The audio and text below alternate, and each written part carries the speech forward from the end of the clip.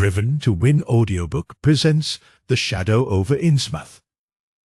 Written by H.P. Lovecraft. Let's begin the story. During the winter of 1927-28, federal government officials made a strange and secret investigation of certain conditions in the ancient Massachusetts seaport of Innsmouth. The public first learned of it in February, when a vast series of raids and arrests occurred, followed by the deliberate burning and dynamiting under suitable precautions of an enormous number of crumbling, worm-eaten, and supposedly empty houses along the abandoned waterfront. Uninquiring souls let this occurrence pass as one of the major clashes in a spasmodic war on liquor. Keener news followers, however, wondered at the prodigious number of arrests, the abnormally large force of men used in making them, and the secrecy surrounding the disposal of the prisoners. No trials, or even definite charges, were reported, nor were any of the captives seen thereafter in the regular jails of the nation. There were vague statements about disease and concentration camps, and later about dispersal in various naval and military prisons, but nothing positive ever developed. Complaints from many liberal organizations were met with long confidential discussions, and representatives were taken on trips to certain camps and prisons. As a result, these societies became surprisingly passive and reticent. Newspapermen were harder to manage, but seemed largely to cooperate with the government in the end. Only one paper, a tabloid always discounted because of its wild policy, mentioned the deep-diving submarine that discharged torpedoes downward in the marine abyss just beyond Devil Reef. That item, gathered by chance in a haunt of sailors, seemed indeed rather far-fetched, since the low black reef lies a full mile and a half out from Innsmouth harbour. But at last I am going to defy the ban on speech about this thing. Results, I am certain, are so thorough that no public harm, save a shock of repulsion, could ever accrue from a hinting of what was found by those horrified raiders at Innsmouth. For my contact with this affair has been closer than that of any other layman, and I have carried away impressions which are yet to drive me to drastic measures. It was I who fled frantically out of Innsmouth in the early morning hours of July 16, 1927, and whose frightened appeals for government inquiry and action brought on the whole reported episode. I was willing enough to stay mute while the affair was fresh and uncertain. But now that it is an old story, with public interest and curiosity gone, I have an odd craving to whisper about those few frightful hours in that ill-rumoured and evilly shadowed seaport of death and blasphemous abnormality I never heard of. Innsmouth, till the day before I saw it for the first, and so far last time.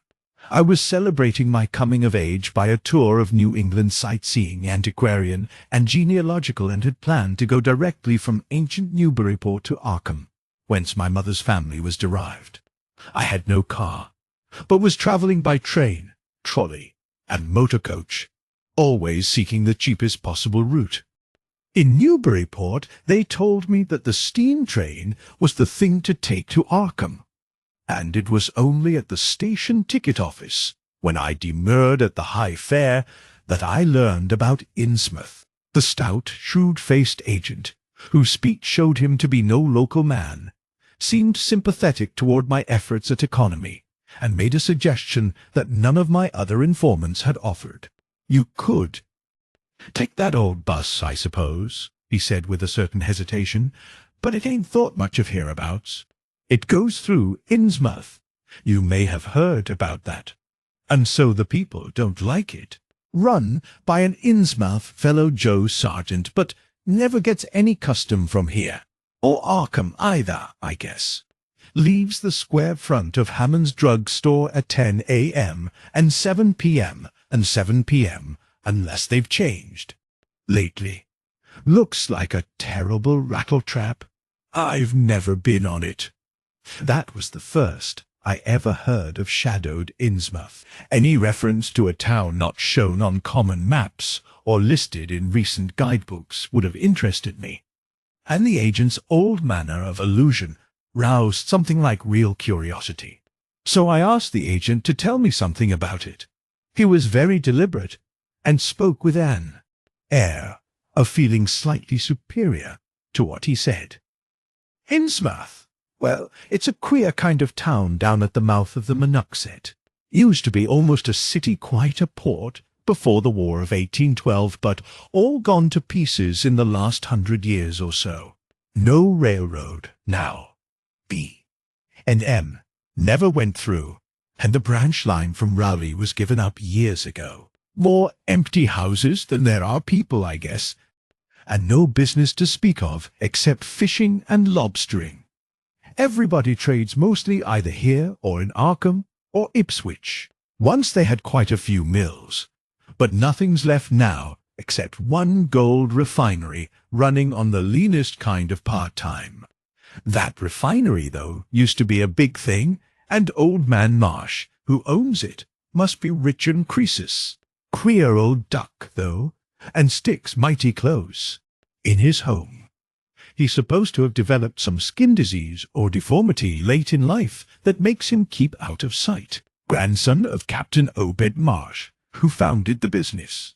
His mother seems to have been some kind of foreigner, they say, a South Sea Islander, so everybody raised Cain when he married an Ipswich girl 50 years ago. They always do that about Innsmouth people. And folks here, and folks here, and hereabouts always try to cover up any Innsmouth blood they have in 'em. But Marsh's children and grandchildren look just like anybody else so far as I can see. I've had 'em pointed out to me here, though, come to think of it, the elder children don't seem to be around lately. Never saw the old man. And why is everybody so down on Innsmouth? Well, young fellow, you mustn't take too much stock in what people around here say. They're hard to get started, but once they do get started, they never let up. They've been telling things about Innsmouth, whispering 'em mostly for the last 100 years, I guess, and I gather they're more scared than anything else. Some of the stories would make you laugh about old Captain Marsh driving bargains with the devil and bringing imps out of hell to live in Innsmouth, or about some kind of devil worship and awful sacrifices in some place near the wharves that people stumbled on around 1845 or thereabouts. But I come from Panton, Vermont, and that kind of story don't go down with me. You ought to hear, though, what some of the old-timers tell about the Black Reef off the coast, Devil Reef, they call it. It's well above water a good part of the time, and never much below it. But at that, you could hardly call it an island. The story is that there's a whole legion of devils seen sometimes on that reef sprawled about, or darting in and out of some kind of caves near the top. It's a rugged, uneven thing, a good bit over a mile out, and toward the end of shipping days sailors used to make big detours just to avoid it. That is, sailors that didn't hail from Innsmouth.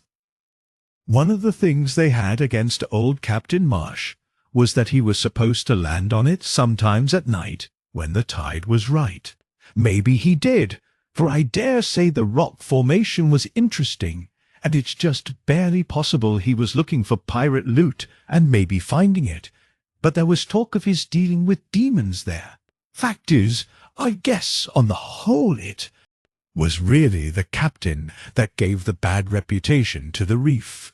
That was before the big epidemic of 1846, when over half the folks in Innsmouth was carried off. They never did quite figure out what the trouble was, but it was probably some foreign kind of disease brought from China or somewhere by the shipping. It surely was bad enough. There was riots over it, and all sorts of ghastly doings that I don't believe ever got outside of town, and it left the place in awful shape. Never came back. There can't be more than 300 or 400 people living there now. But the real thing behind the way folks feel is simply race prejudice. And I don't say I'm blaming those that hold it. I hate those Innsmouth folks myself, and I wouldn't care to go to their town. I suppose you know, though I can see. You're a Westerner by your talk. What a lot our New England ships used to have to do with queer ports in Africa, Asia, the South Seas, and everywhere else, and what queer kinds of people they sometimes brought back with them. You've probably heard about the Salem man that came home with a Chinese wife. And maybe you know there's still a bunch of Fiji Islanders somewhere around Cape Cod. Well, there must be something like that back of the Innsmouth people. The place always was badly cut off from the rest of the country by marshes and creeks, and we can't be sure about the ins and outs of the matter. But it's pretty clear that old Captain Marsh must have brought home some odd specimens when he had all 3 of his ships in commission back in the 20s and 30s. There certainly is a strange kind of a streak in the Innsmouth folks today. I don't know how to explain it, but it sort of makes you crawl. You'll notice a little in Sargent if you take his bus. Some of 'em have queer narrow heads with flat noses and bulgy, starey eyes that never seem to shut, and their skin ain't quite right, rough and scabby, and the sides of their necks are all shriveled or creased up. Get bald, too, very young. The older fellows look the worst. Fact is, I don't believe I've ever seen a very old chap of that kind. Guess they must die of looking in the glass. Animals hate 'em. They used to have lots of horse trouble before autos came in. Nobody can ever keep track of those people, and state school officials and census men have a devil of a time. You can bet that prying strangers ain't welcome around Innsmouth. I've heard personally of more than one business or government man that's disappeared there, and there's loose talk of one who went crazy and is out at Danvers now. They must have fixed up some awful scare for that fellow. That's why I wouldn't go at night if I was you. I've never been there, and have no wish to go. But I guess a daytime trip couldn't hurt you even, though. The people hereabouts will advise you not to make it.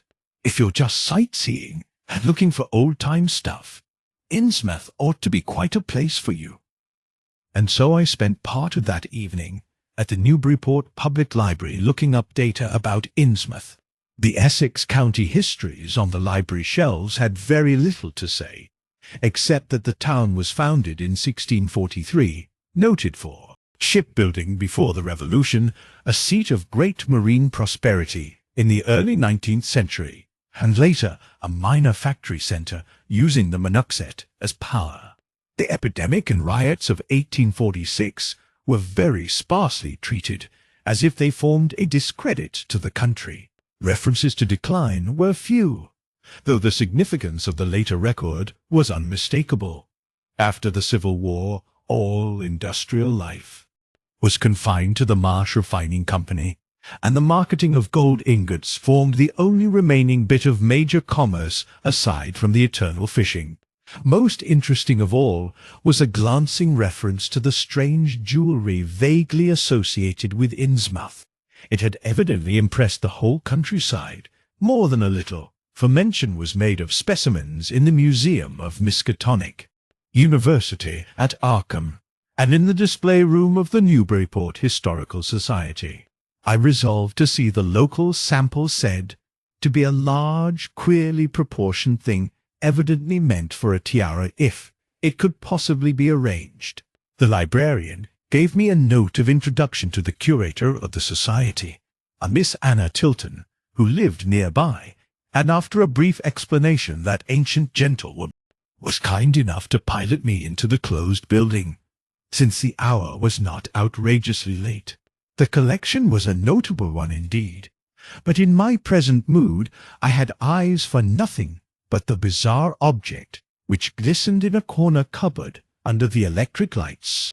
It took no excessive sensitiveness to beauty to make me literally gasp at the strange, unearthly splendor of the alien, opulent fantasy that rested there on a purple velvet cushion.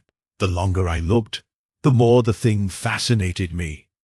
And in this fascination there was a curiously disturbing element hardly to be classified or accounted for. I decided that it was the queer, otherworldly quality of the art which made me uneasy. It was as if the workmanship were that of another planet. The patterns all hinted of remote secrets and unimaginable abysses in time and space, and the monotonously aquatic nature of the reliefs became almost sinister. Among these reliefs were fabulous monsters of abhorrent grotesqueness and malignity wholly primal and awesomely ancestral. At times I fancied that every contour of these blasphemous fish-frogs was overflowing with the ultimate quintessence of unknown and inhuman evil. In odd contrast to the tiara's aspect was its brief and prosy history, as related by Miss Tilton.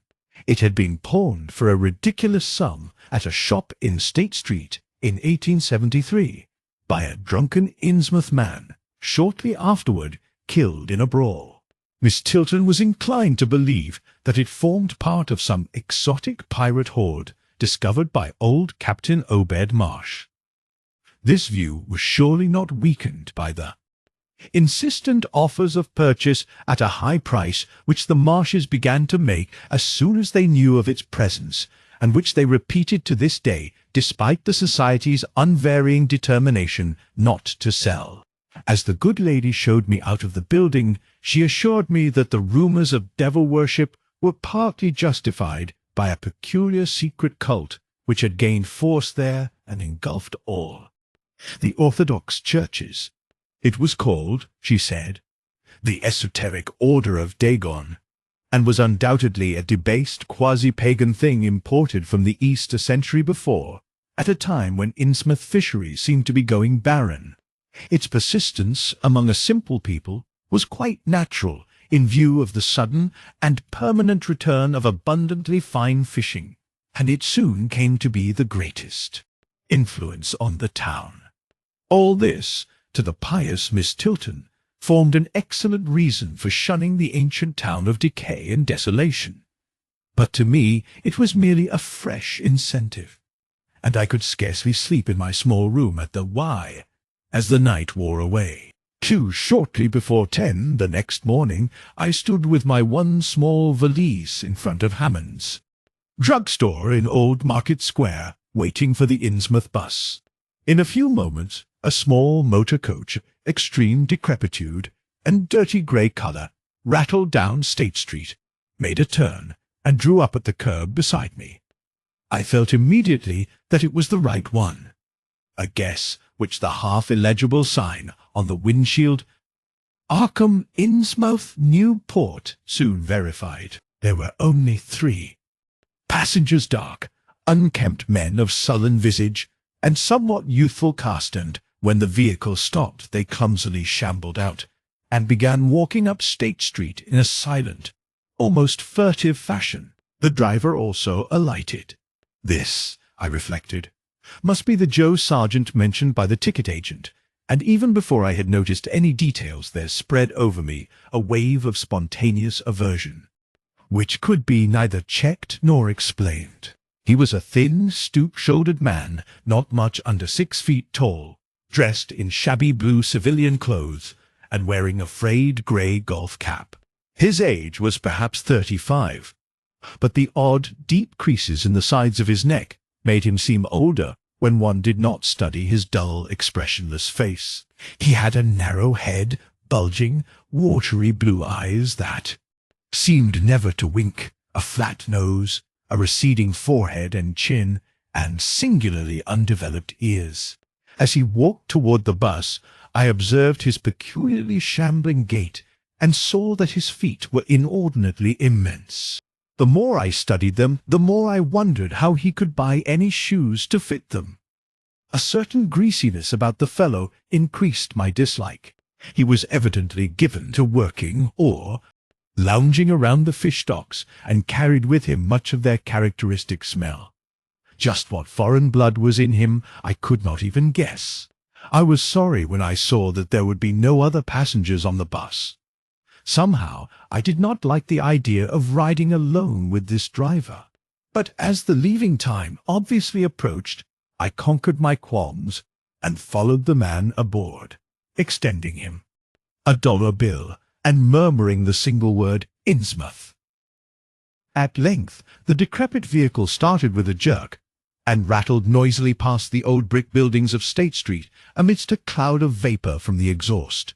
The day was warm and sunny, but the landscape of sand, sedge-grass, and stunted shrubbery became more and more desolate as we proceeded.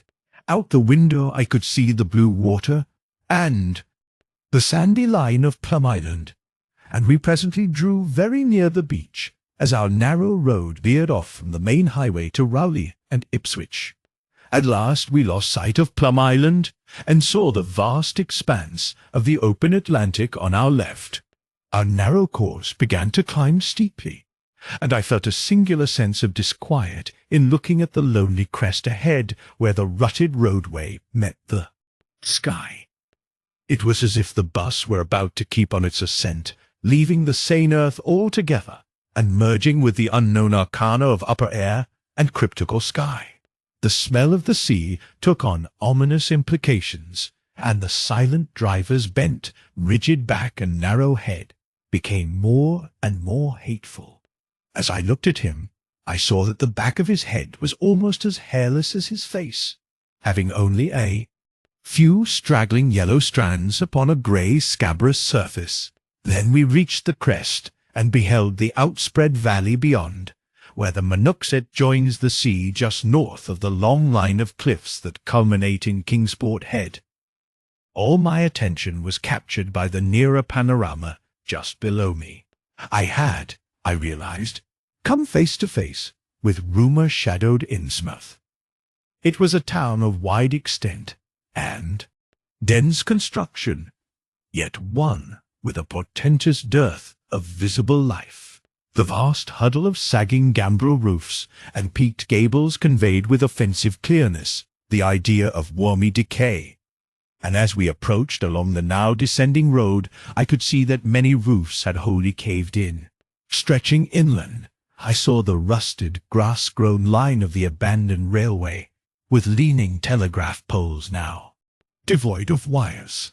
Here and there, the ruins of wharves jutted out from the shore to end in indeterminate rottenness, those farthest south seeming the most decayed. And far out at sea, despite a high tide, I glimpsed a long black line, scarcely rising above the water, yet carrying a suggestion of odd, latent malignancy. This, I knew, must be Devil Reef. As I looked, a subtle, curious sense of beckoning seemed superadded to the grim repulsion, and oddly enough, I found this overtone more disturbing than the primary impression. As the bus reached a lower level, I began to catch the steady note of a waterfall through the unnatural stillness. The leaning, unpainted houses grew thicker, lined both sides of the road, and displayed more urban tendencies than did those we were leaving behind. The panorama ahead had contracted to a street scene, and in spots I could see where a cobblestone pavement and stretches of brick sidewalk had formerly existed. All the houses were apparently deserted, and there were occasional gaps where tumble-down chimneys and cellar walls told of buildings that had collapsed.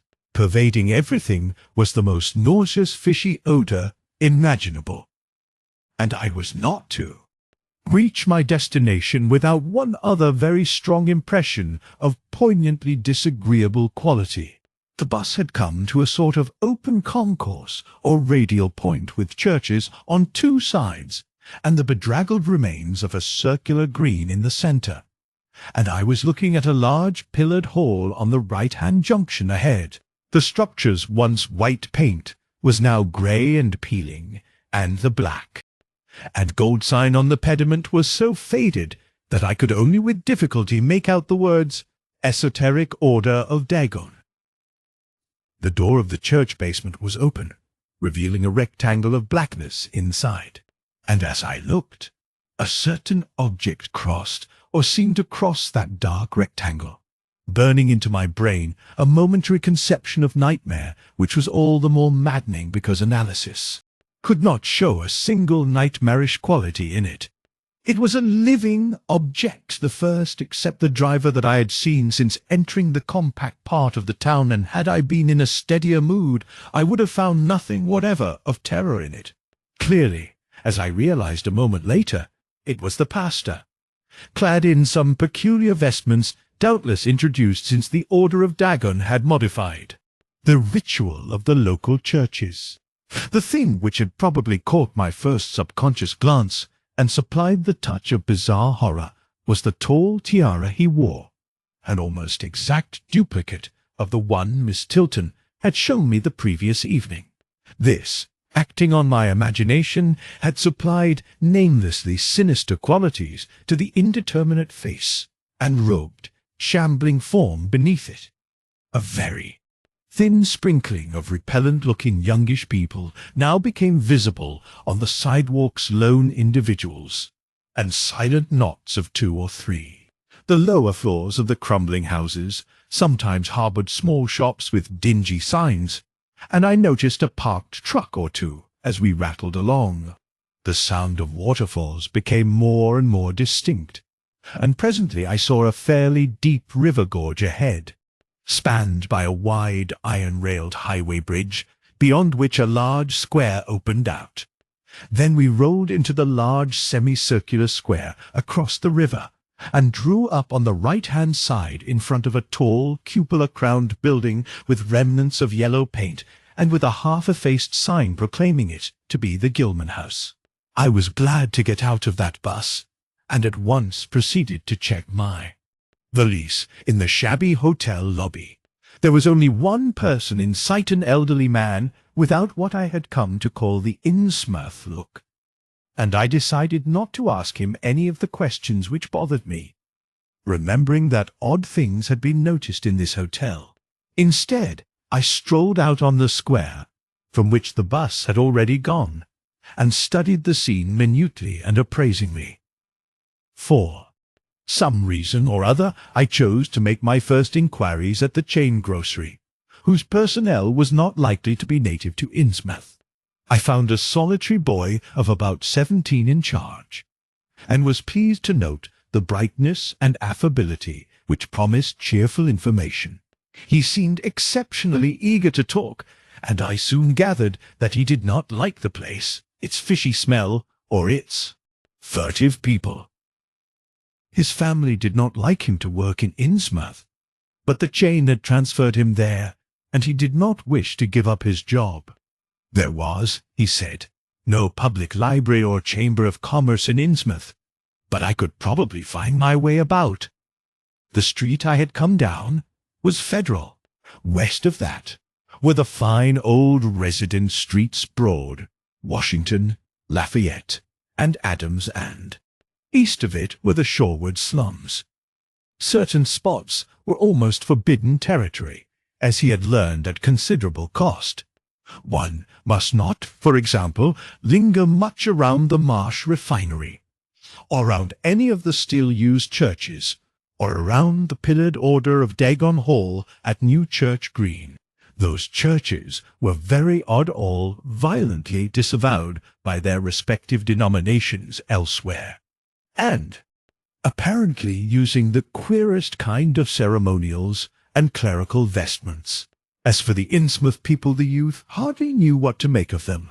Their appearance, especially those staring, unwinking eyes which one never saw shut, was certainly shocking enough, and their voices were disgusting. It was awful to hear them chanting in their churches at night, and especially during their main festivals or revivals, which fell twice a year on April 30 and October 31. They were very fond of the water, and swam a great deal in both river and harbour. Swimming races out to Devil Reef were very common, and everyone in sight seemed well able to share in this arduous sport. It would be of no use, my informant said, to ask the natives anything about the place.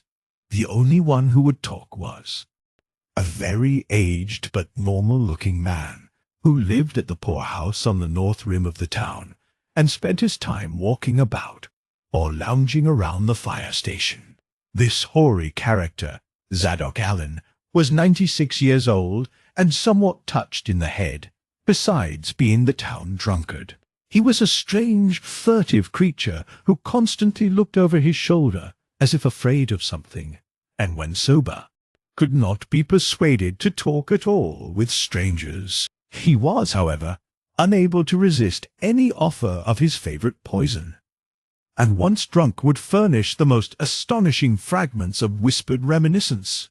After all, though, little useful data could be gained from him, since his stories were all insane, incomplete hints of impossible marvels and horrors, which could have no source save in his own distorted fancy. Nobody ever believed him, but the natives did not like him to drink and talk with any strangers, and it was not always safe to be seen questioning him. It was probably from him that some of the wildest popular whispers and delusions were derived. The Marshes, together with the other 3 gently bred families of the town, the Waits, the Gilmans, and the Elliots, were all very retiring.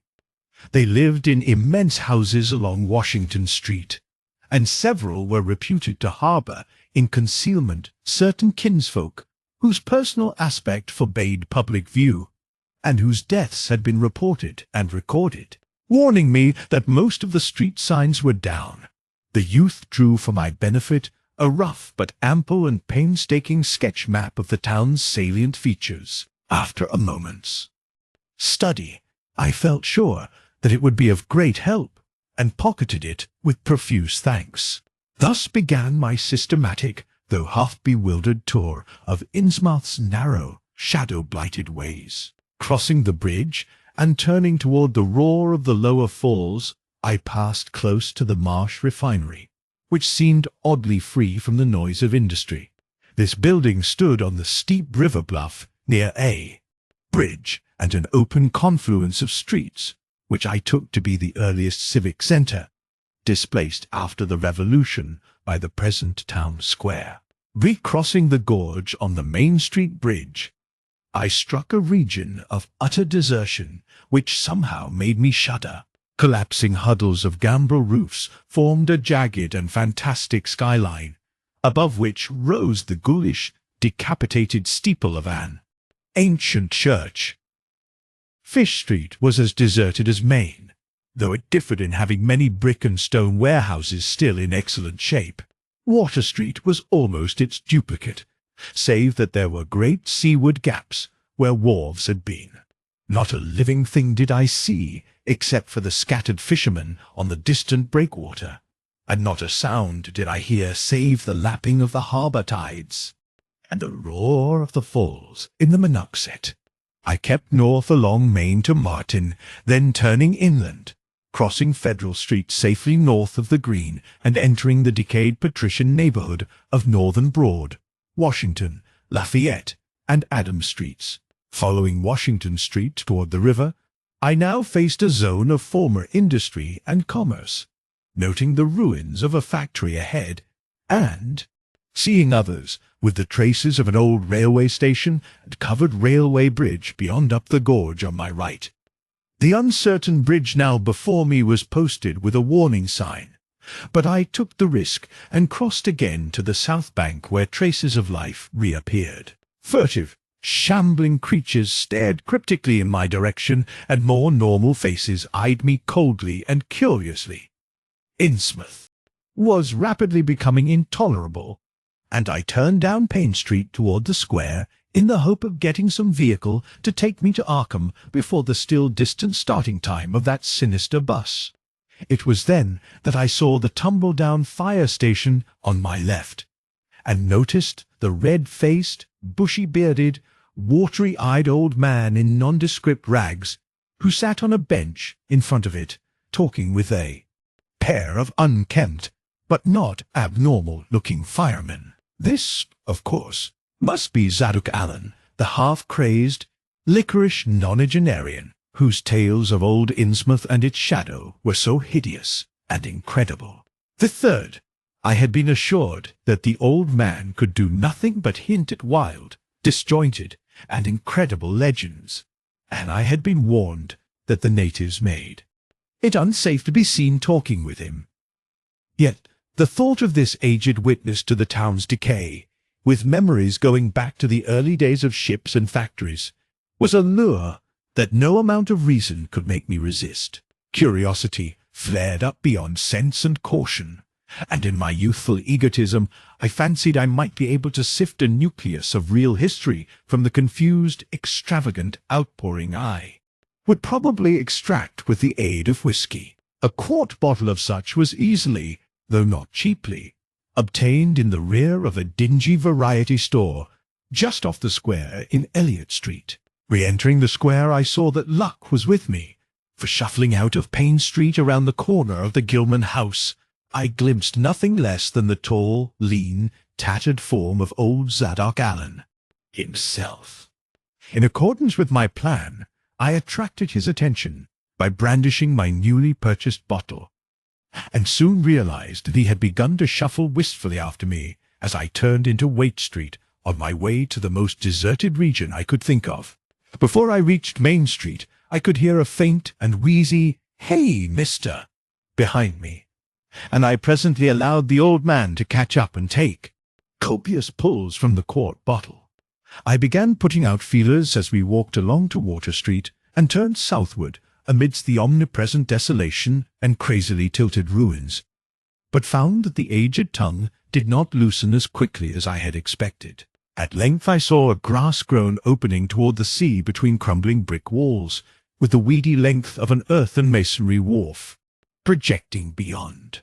Piles of moss-covered stones near the water promised tolerable seats, and the scene was sheltered from all possible view by a ruined warehouse on the north. About 4 hours remained for conversation if I were to catch the 8 o'clock coach for Arkham, and I began to dole out more liquor to the ancient tippler, meanwhile eating my own frugal lunch.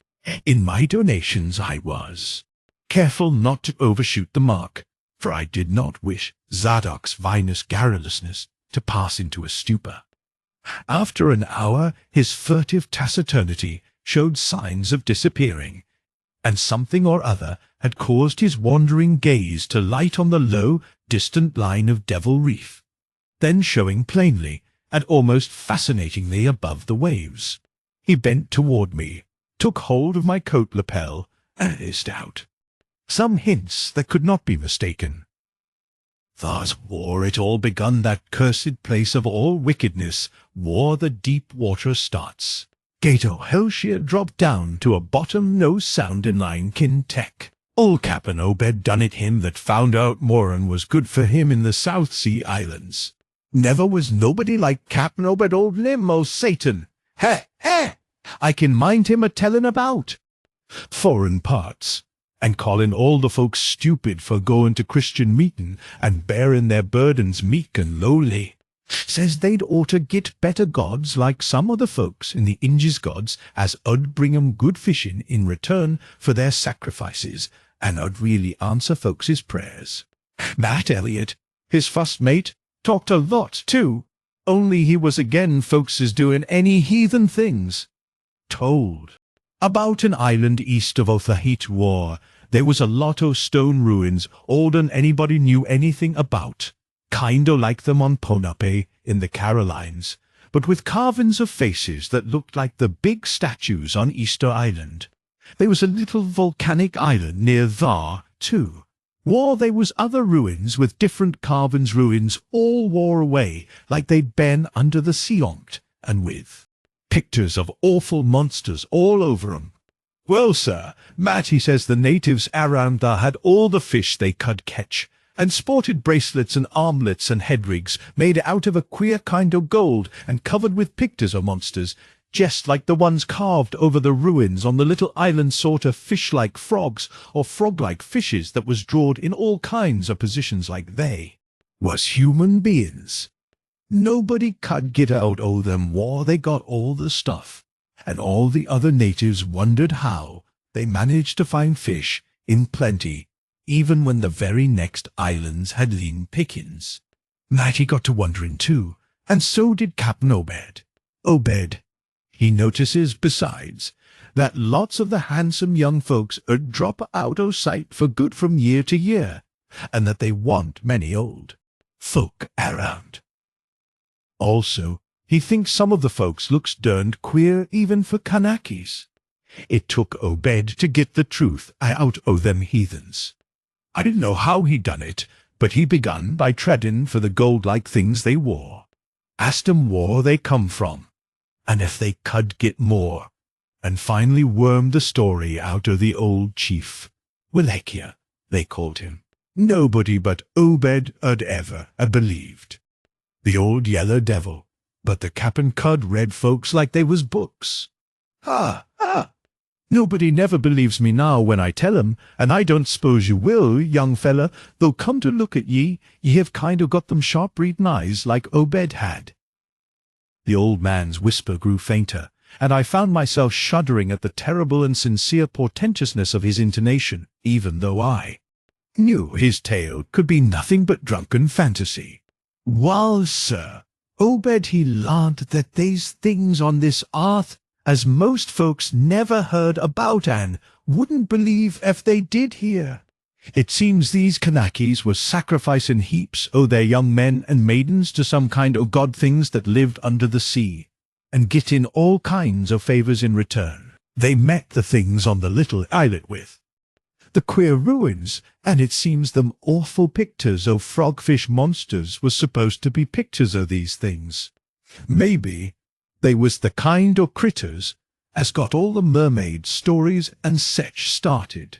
They had all kinds o' cities on the sea bottom, and this island was heaved up from thar. Seems they was some of the things alive in the stone buildings when the island come up sudden to the surface.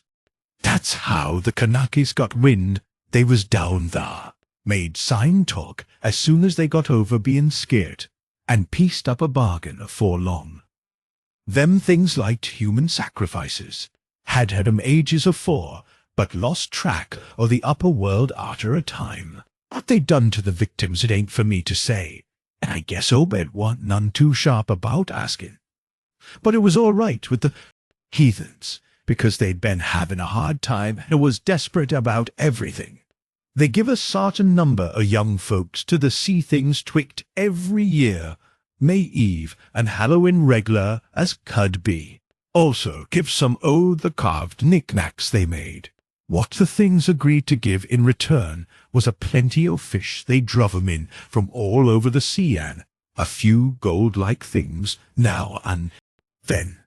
When it come to mattin' with them toad-looking fishes, the Kanakas kind o' balked, but finally they larnt something as put a new face on the matter. Seems that human folks has got a kind o' relation to sech water beasts that everything alive come out o' the water onct, and only needs a little change to go back again. Them things told the Kanakas that ef they mixed bloods there'd be children as 'ould look human at fust, but later turn more and more like the things, till finally they'd take to the water and jine the main lot o' things down there. And this is the important part. Young fella them as turned into fish things and went into the water wouldn't never die. Them things never died except they was killed violent. Well, sir, it seems by the time Obed knowed them islanders, they was all full o' fish blood from them deep water things. When they got old and begun to show it, they was kept hid until they felt like taking to the water and quitting the place. Some was more tecked than others, and some never did change quite enough to take to the water. But mostly they turned out just the way them things said. Them as was born more like the things changed early, but them as was nearly human sometimes stayed on the island till they was past 70, though they'd usually go down under for trial trips afore that. Folks as had took to the water generally come back a good deal to visit, so's a man 'ud often be a-talking to his own 5 times great-grandfather, who'd left the dry land a couple of 100 years or so afore. Everybody got out of the idea o' dying except in canoe wars with the other islanders, or as sacrifices to the sea gods down below, or from snake bite or plague, or sharp galloping ailments, or something afore they could take to the water, but simply looked forward to a kind o' change that went a bit horrible arter a while. They thought what they'd got was well worth all they'd had to give up, and I guess Obed kind o' come to think the same hisself when he chewed over old Wallachia's story a bit.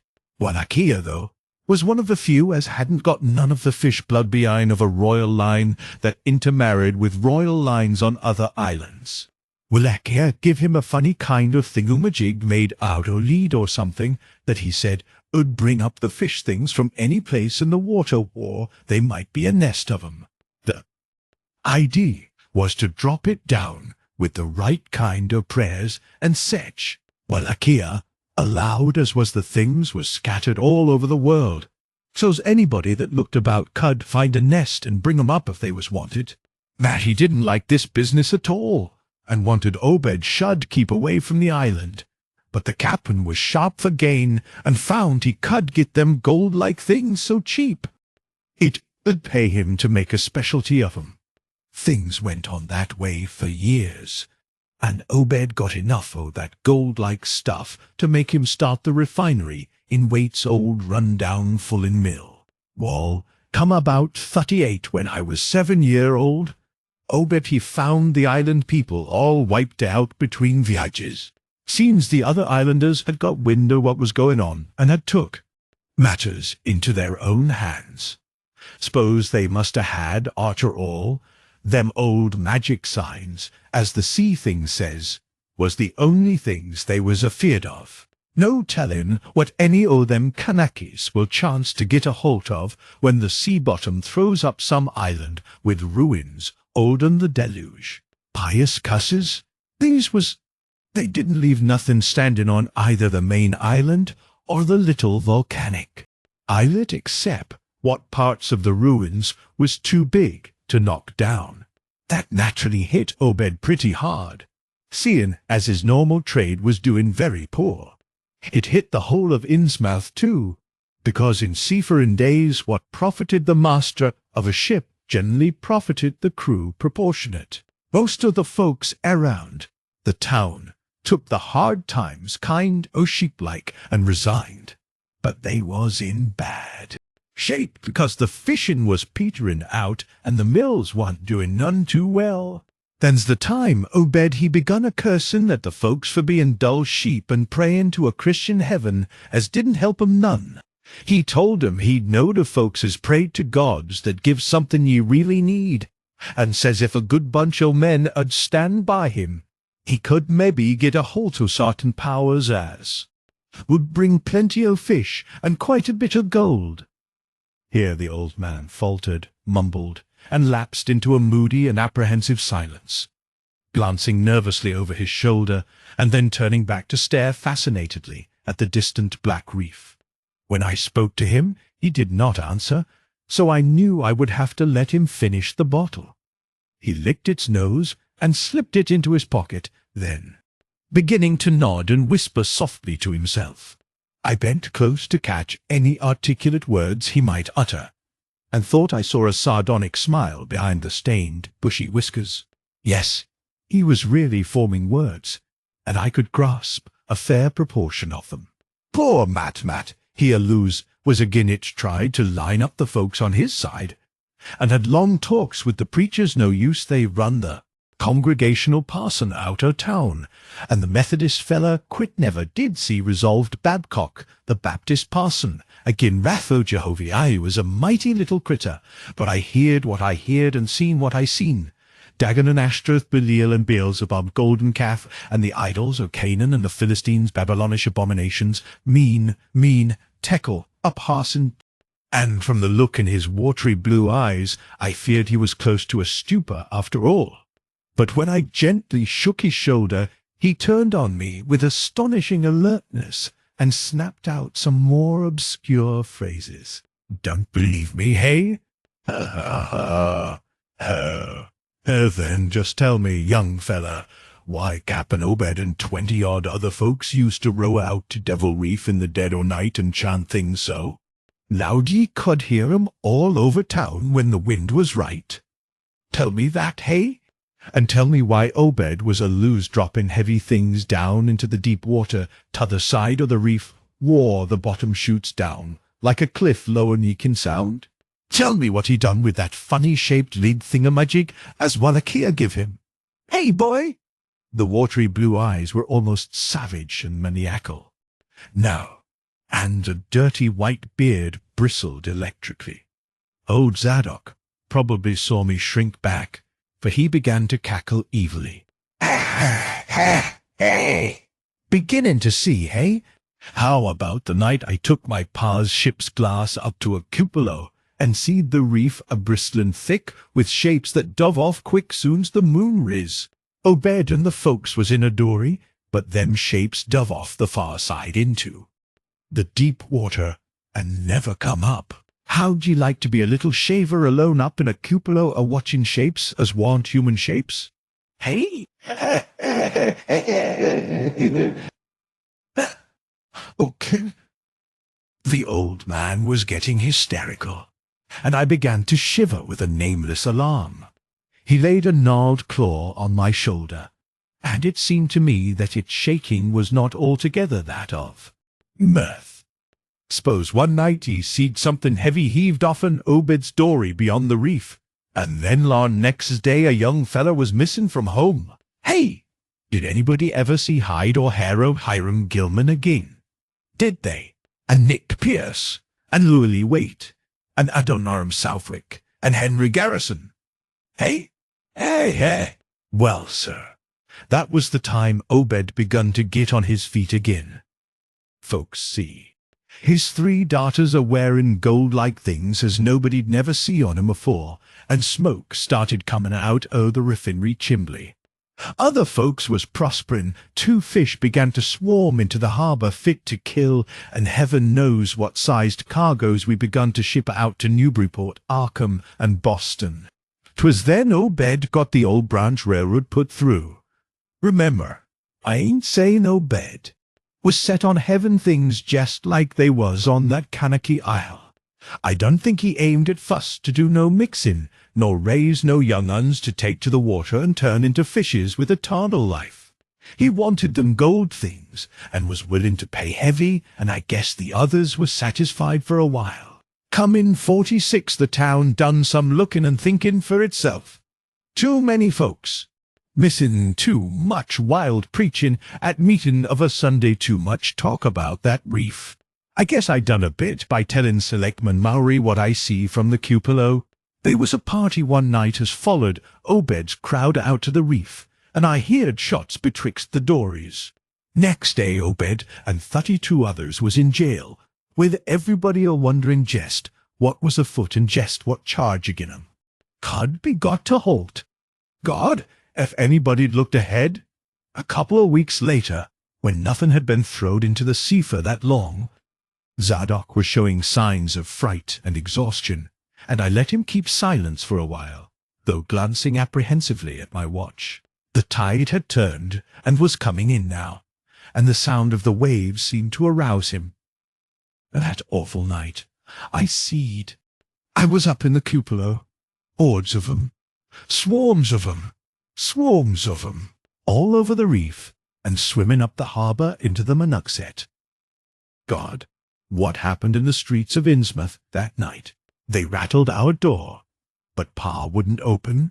Then he clumb out the kitchen window with his musket to find Selectman Mowry, and see what he could do. Mounds of the dead and the dying, shots and symbol, screams, shouting in Old Squaw and Town Squaw and New Church Green, jail throwed open, proclamation, treason.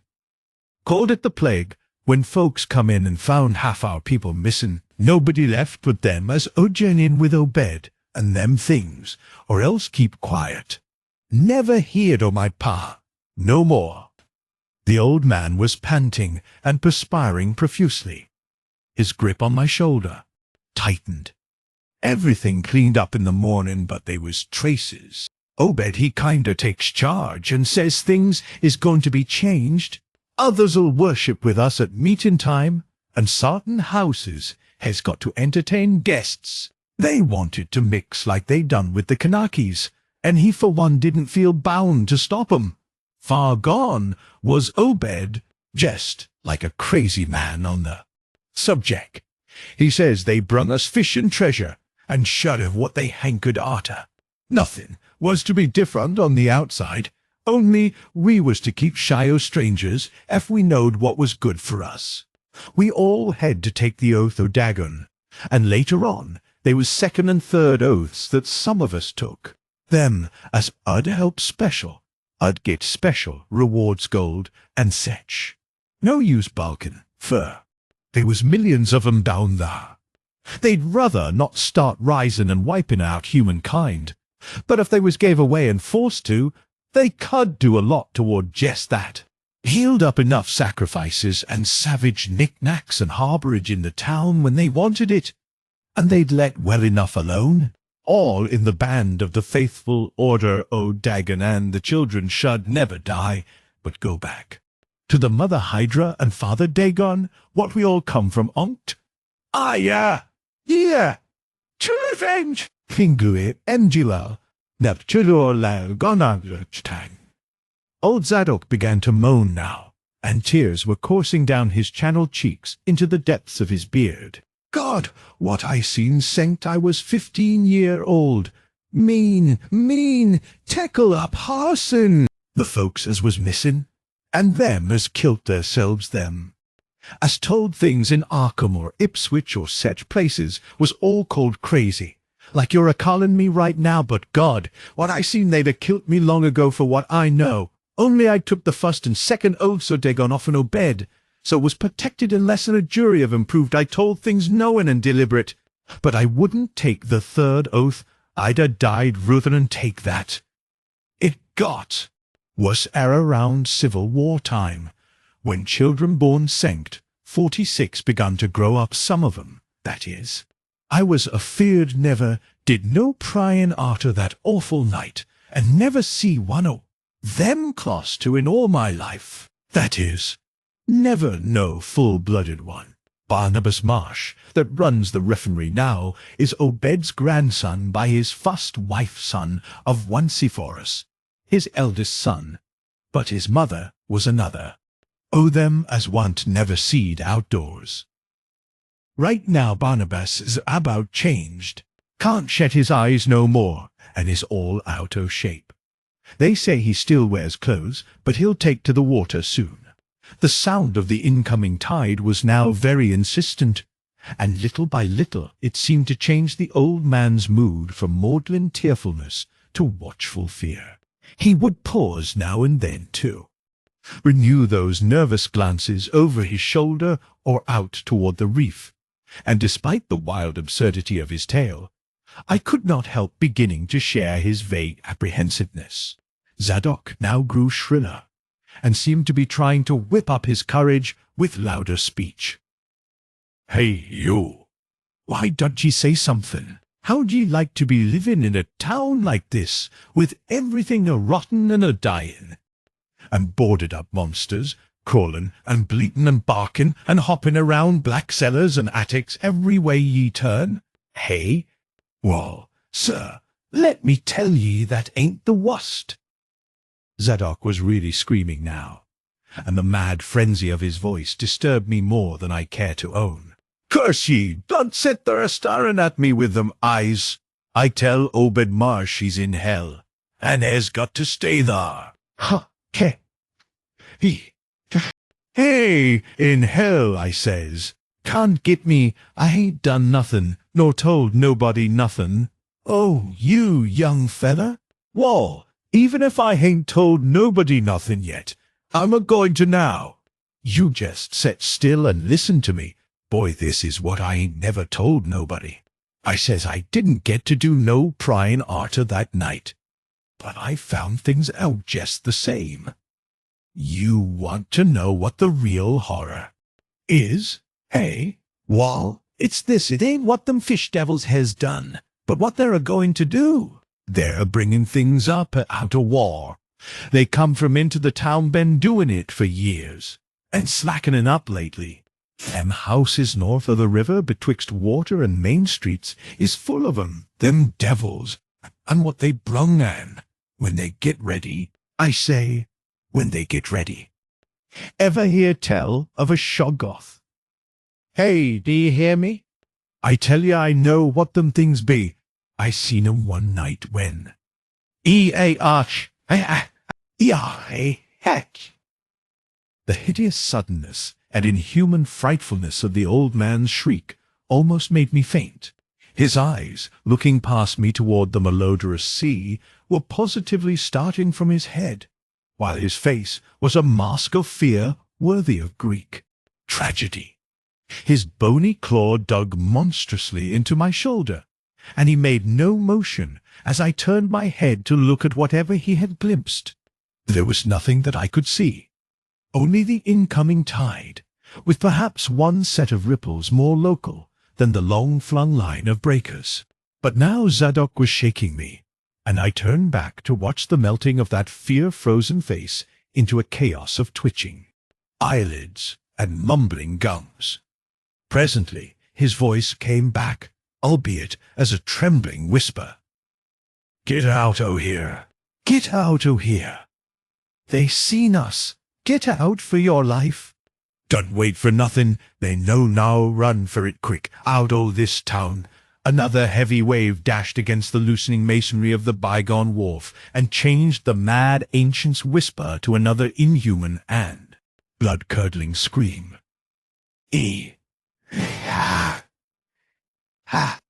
Before I could recover my scattered wits, he had relaxed his clutch on my shoulder and dashed wildly inland toward the street, reeling northward around the ruined warehouse wall. I glanced back at the sea, but there was nothing there, and when I reached Water Street and looked along it toward the north, there was no remaining trace of Zadok. Alan. Ivy, I can hardly describe the mood in which I was left by this harrowing episode, an episode at once mad and pitiful, grotesque and terrifying. The grocery boy had prepared me for it, yet the reality left me none the less bewildered and disturbed.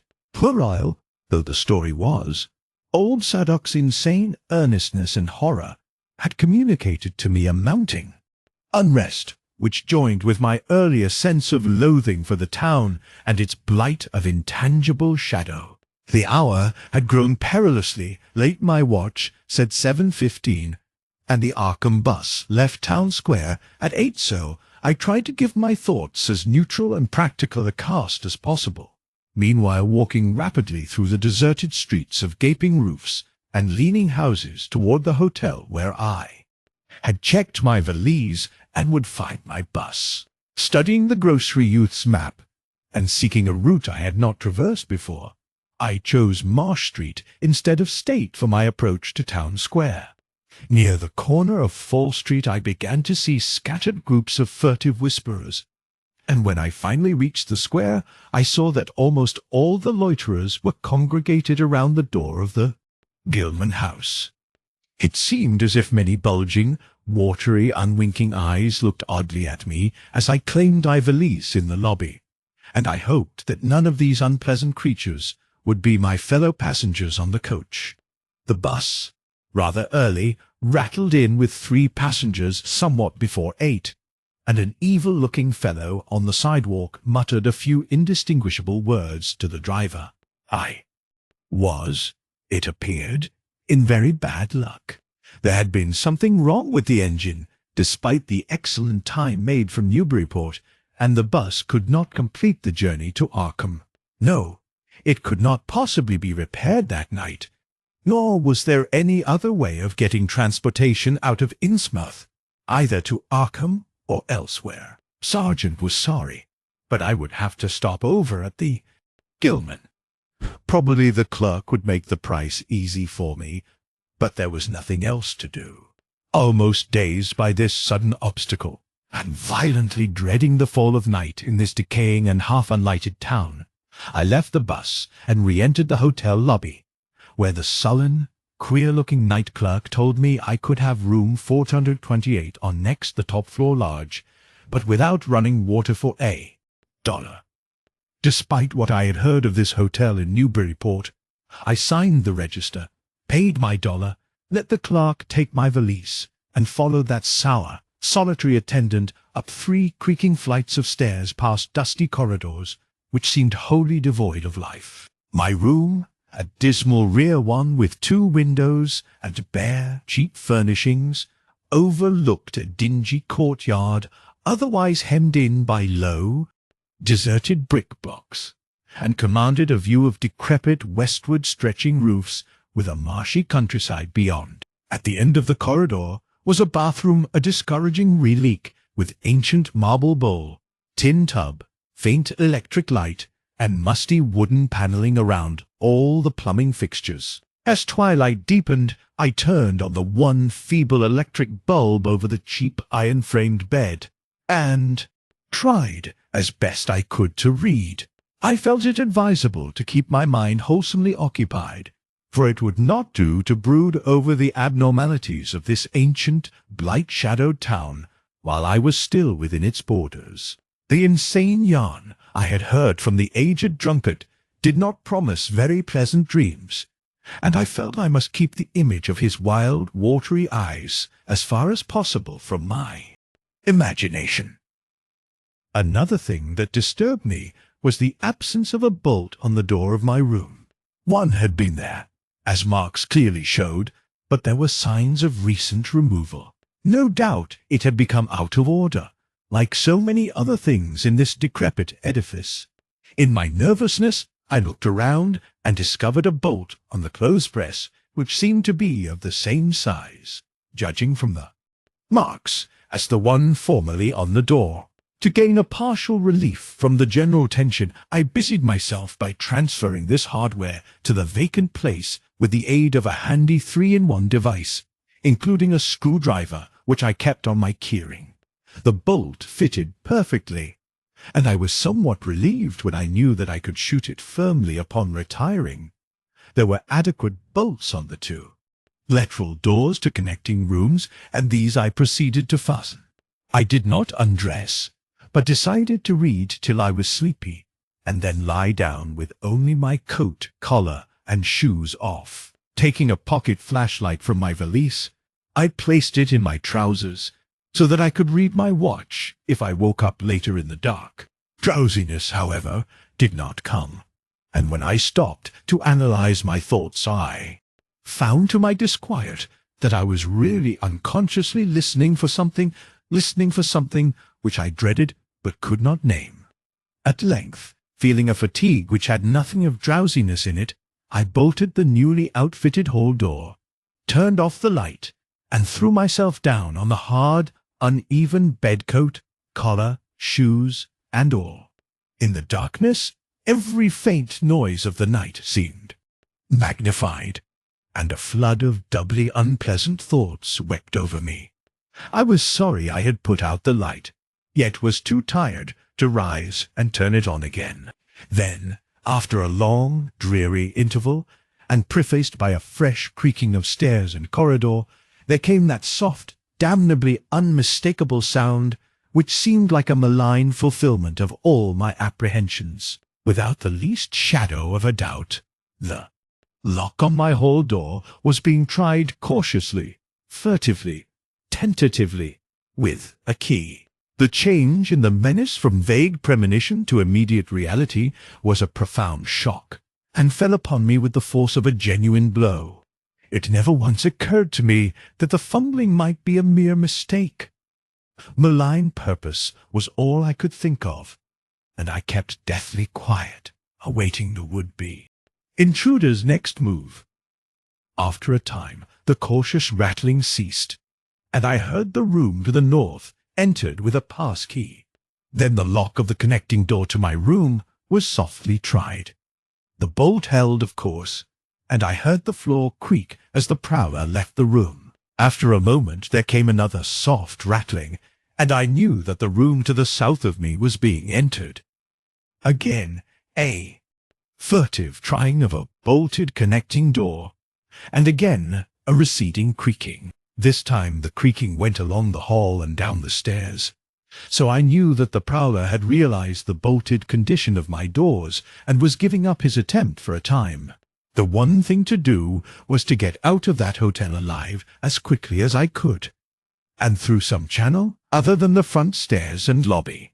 Rising softly and throwing my flashlight on the switch, I sought to light the bulb over my bed in order to choose and pocket some belongings for a swift, releaseless flight. Nothing, however, happened, and I saw that the power had been cut off. So, filling my pockets with the flashlight's aid, I put on my hat and tiptoed to the windows to consider chances of descent, despite the state's safety. Regulations: there was no fire escape on this side of the hotel, and I saw that my windows commanded only a sheer 3-story drop to the cobbled courtyard. On the right and left, however, some ancient brick business blocks abutted on the hotel, their slant roofs coming up to a reasonable jumping distance from my 4th-story level. To reach either of these lines of buildings, I would have to be in a room 2 doors from my own, in one case on the north and in the other case on the south, and my mind instantly set to work calculating what chances I had of making the transfer. First, I reinforced my own outer door by pushing the bureau against it little by little, in order to make a minimum of sound. Then, gathering from the grocery boy's map that the best route out of town was southward, I glanced first at the connecting door on the south side of the room. It was designed to open in my direction. Hence, I saw, after drawing the bolt and finding other fastenings in place, it was not a favorable one for forcing. Accordingly, abandoning it as a route, I cautiously moved the bedstead against it to hamper any attack which might be made on it later from the next room. The door on the north was hung to open away from me, and this, though a test proved it to be locked or bolted from the other side, I knew must be my route. If I could gain the roofs of the buildings in Payne Street and descend successfully to the ground level, I might perhaps dart through the courtyard and the adjacent or opposite buildings to Washington or Bates, or else emerge in Payne and edge around southward into Washington. In any case, I would aim to strike Washington somehow and get quickly out of the town square region. My preference would be to avoid Payne, since the fire station there might be open all night. I was irresolutely speculating on when I had better attack the northward door, and on how I could least audibly manage it, when I noticed that the vague noises underfoot had given place to a fresh and heavier creaking of the stairs. A wavering flicker of light showed through my transom, and the boards of the corridor began to groan with a ponderous load. Muffled sounds of possible vocal origin approached, and at length a firm knock came at my outer door. For a moment I simply held my breath and waited. Eternities seemed to elapse, and the nauseous fishy odor of my environment seemed to mount suddenly and spectacularly.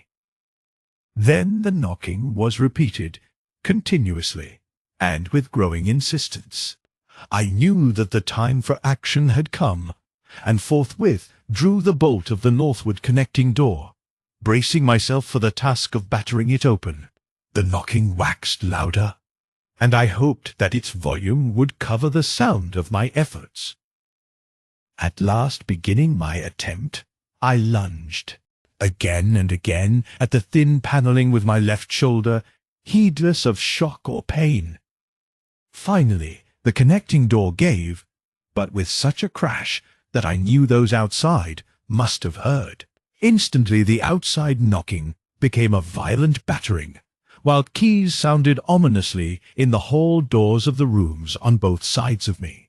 Rushing through the newly opened connection, I succeeded in bolting the northerly hall door before the lock could be turned. But even as I did so, I heard the hall door of the third room, the one from whose window I had hoped to reach the roof below, being tried with a pass key. For an instant I felt absolute despair, since my trapping in a chamber with no window egress seemed complete. Then, With a dazed automatism, I made for the next connecting door and performed the blind motion of pushing at it in an effort to get through. Sheer fortunate chance gave me my reprieve, for the connecting door before me was not only unlocked, but actually ajar. In a second I was through, and had my right knee and shoulder against a whole door which was visibly opening inward. My pressure took the opener off guard, for the thing shut as I pushed, so that I could slip the well-conditioned bolt, as I had done with the other door. As I gained this respite, I heard the battering at the two other doors abate, while a confused clatter came from the connecting door I had shielded with the bedstead. Evidently, the bulk of my assailants had entered the southerly room and were massing in a lateral attack. But at the same moment, a pass key sounded in the next door to the north, and I knew that a nearer peril was at hand. The northward connecting door was wide open, but there was no time to think about checking the already turning lock in the hall. All I could do was to shut and bolt the open connecting door, as well as its mate on the opposite side, pushing a bedstead against the one and a bureau against the other, and moving a washstand in front of the whole door.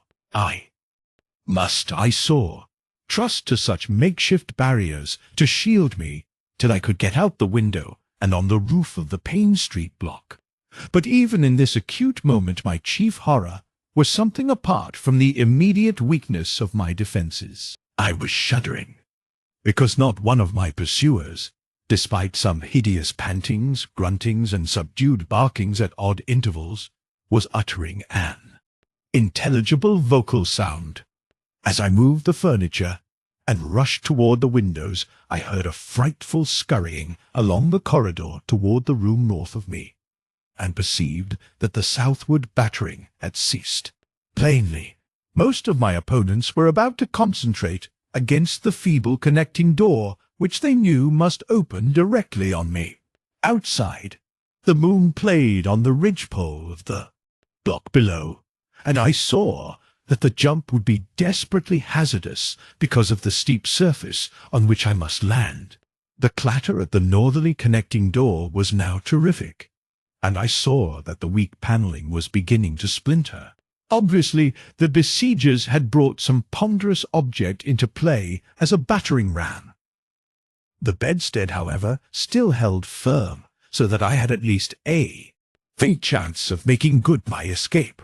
As I opened the window, I noticed that it was flanked by heavy velour draperies suspended from a pole by brass rings, and also that there was a large projecting catch for the shutters on the exterior. Seeing a possible means of avoiding the dangerous jump, I yanked at the hangings and brought them down, pole and all, then quickly hooking two of the rings in the shutter catch and flinging the drapery outside. The heavy folds reached fully to the abutting roof, and I saw that the rings and catch would be likely to bear my weight. So, climbing out of the window and down the improvised rope ladder, I left behind me forever the morbid and horror-infested fabric of the Gilman house. I landed safely on the loose slates of the steep roof and succeeded in gaining the gaping black skylight without a slip.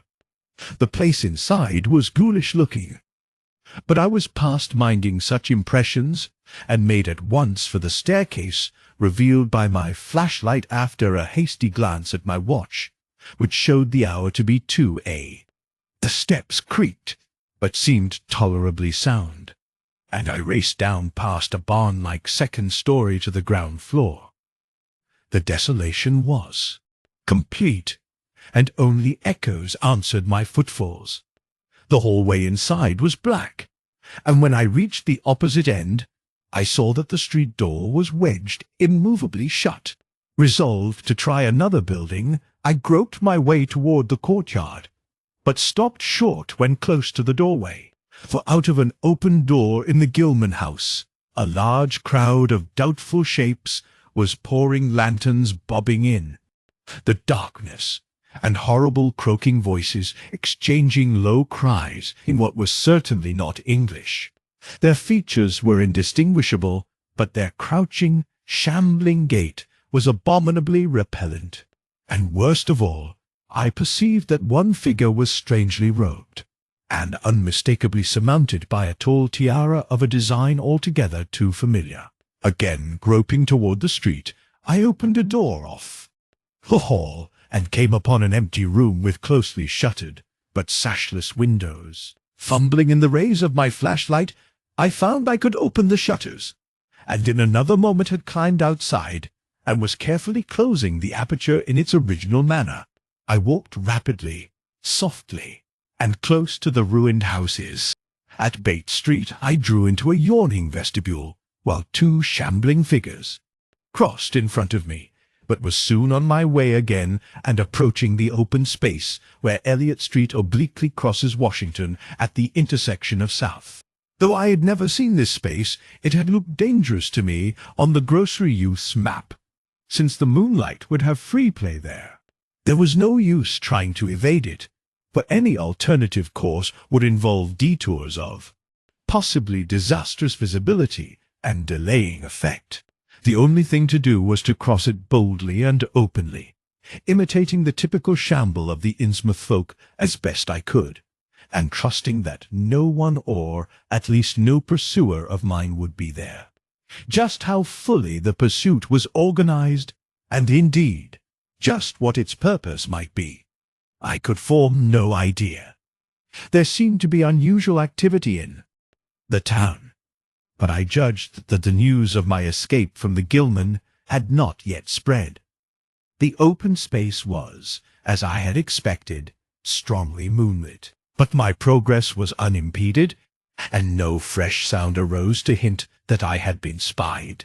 Glancing about me, I involuntarily let my pace slacken for a second to take in the sight of the sea, gorgeous in the burning moonlight at the street's end, far out beyond.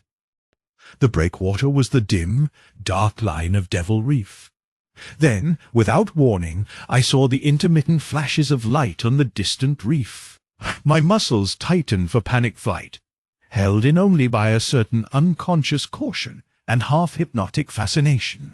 And to make matters worse, there now flashed forth from the lofty cupola of the Gilman house, which loomed up to the northeast behind me, a series of analogous, though differently spaced gleams, which could be nothing less than an answering signal. I now bent to the left around the ruinous green, still gazing toward the ocean as it blazed in the spectral summer moonlight, and watching the cryptical flashing of those nameless, unexplainable beacons. It was then that the most horrible impression of all was borne in upon me, the impression which destroyed my last vestige of self-control and sent me running frantically southward, past the yawning black doorways and fishily staring windows of that deserted nightmare street. For at a closer glance, I saw that the moonlit waters between the reef and the shore were far from empty. They were alive with a teeming horde of shapes swimming inward toward the town. My frantic running ceased before I had covered a block, for at my left I began to hear something like the hue and cry of organized pursuit. There were footsteps and guttural sounds, and a rattling motor wheezed south along Federal Street. In a second, all my plans were utterly changed. For if the southward highway were blocked ahead of me, I must clearly find another egress from Innsmouth. I paused and drew into a gaping doorway, reflecting how lucky I was to have left the moonlit open space before these pursuers came down the parallel street. Then I thought of the abandoned railway to Rowley, whose solid line of ballasted, weed-grown earth still stretched off to the northwest from the crumbling station on the edge of the river gorge. There was just a chance that the townsfolk would not think of that. Drawing inside the hall of my deserted shelter, I once more consulted the grocery boy's map with the aid of the flashlight. The immediate problem was how to reach the ancient railway, and I now saw that the safest course was ahead to Babson Street, then west to Lafayette, there edging around, but not crossing an open space homologous to the one I had traversed, and subsequently back northward and westward in zigzagging line through Lafayette, Bates, Adams, and Bank streets, the latter skirting the river gorge to the abandoned and dilapidated station I had seen from my window. My reason for going ahead to Babson was that I wished neither to recross the earlier open space nor to begin my westward course along a cross street as broad as south. I crossed the street to the right-hand side in order to edge around into Babson as inconspicuously as possible. In Babson Street, I clung as closely as possible to the sagging, uneven buildings, twice pausing in a doorway as the noises behind me momentarily increased. The open space ahead shone wide and desolate under the moon, but my route would not force me to cross it. During my second pause, I began to detect a fresh distribution of the vague sounds, and upon looking cautiously out from cover, beheld a motor car darting across the open space, bound outward along Elliott Street. As I watched, choked by a sudden rise in the fishy odor after a short abatement, I saw a band of uncouth, crouching shapes loping and shambling in the same direction, and knew that this must be the party guarding the Ipswich Road, since that highway forms an extension of Elliott Street. Two of the figures I glimpsed were in voluminous robes, and one wore a peaked diadem which glistened whitely in the moonlight. The gait of this figure was so odd that it sent a chill through me, for it seemed to me the creature was almost hopping. When the last of the band was out of sight, I resumed my progress, darting around the corner into Lafayette Street, and crossing Elliott very hurriedly, lest stragglers of the party be still advancing along that thoroughfare. I did hear some croaking and clattering sounds far off toward Town Square, but accomplished the passage without disaster.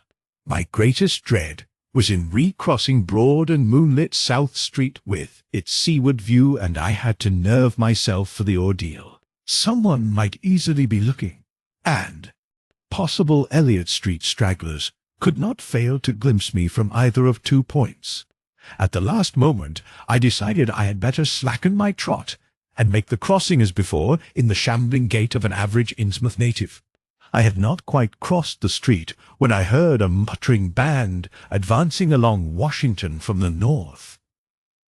As they reached the broad open space where I had had my first disquieting glimpse of the moonlit water, I could see them plainly only a block away, and was horrified by the bestial abnormality of their faces and the dog-like subhumanness of their crouching gait. One man moved in a positively simian way, with long arms frequently touching the ground, while another figure robed and tiaraed seemed to progress in an almost hopping fashion. I judged this party to be the one I had seen in the Gilman's courtyard, the one, therefore, most closely on my trail. As some of the figures turned to look in my direction, I was transfixed with fright, yet managed to preserve the casual, shambling gait I had assumed. To this day, I do not know whether they saw me or not. If they did, my stratagem must have deceived them, for they passed on across the moonlit space, without varying their course, meanwhile croaking and jabbering in some hateful guttural patois I could not identify. Once more in shadow, I resumed my former dog trot past the leaning and decrepit houses that stared blankly into the night. Having crossed to the western sidewalk, I rounded the nearest corner into Bates Street, where I kept close to the buildings on the southern side. At last, I saw the ancient arcaded station, or what was left of it, and made directly for the tracks that started from its farther end. The rails were rusty, but mainly intact, and not more than half the ties had rotted away. Walking or running on such a surface was very difficult, but I did my best, and on the whole made fair time. For some distance the line kept on along the gorge's brink, but at length I reached the long covered bridge, where it crossed the chasm at a dizzy height. The condition of this bridge would determine my next step. If humanly possible, I would use it. If not, I would have to risk more street wandering and take the nearest intact highway bridge. The vast, barn-like length of the old bridge gleamed spectrally in the moonlight, and I saw that the ties were safe for at least a few feet within. Entering, I began to use my flashlight, and was almost knocked down by the cloud of bats that flapped past me. About halfway across there was a perilous gap in the ties which I feared for a moment would halt me, but in the end I risked a desperate jump, which fortunately succeeded. I was glad to see the moonlight again when I emerged from that macabre tunnel. The old tracks crossed River Street at a grade, and at once veered off into a region increasingly rural, and with less and less of Innsmouth's abhorrent fishy odour. Here the dense growth of weeds and briars hindered me and cruelly tore my clothes, but I was none the less glad that they were there to give me concealment in case of peril. I knew that much of my route must be visible from the Rowley Road. The marshy region began very shortly, with the single track on a low, grassy embankment. Then came a sort of island of higher ground, where the line passed through a shallow open cut choked with bushes and brambles. I was very glad of this partial shelter, since at this point the Rowley Road was uncomfortably near, according to my window view. Just before entering the cut I glanced behind me, but saw no pursuer.